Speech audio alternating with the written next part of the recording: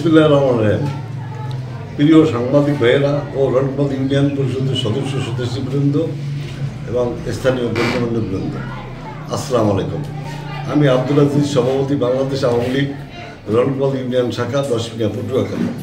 গত 2012 সাল থেকে অদ্যবধি পর্যন্ত আমি রণপদ ইউনিয়ন আওয়ামী লীগের সভাপতির দায়িত্ব পালন করে আসছি।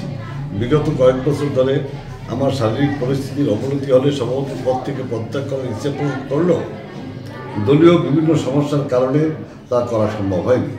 বর্তমানে আমার শারীরিক অবস্থা এতটাই অবনতি যে এই দায়িত্ব পালন করা আমার পক্ষে সম্ভব না।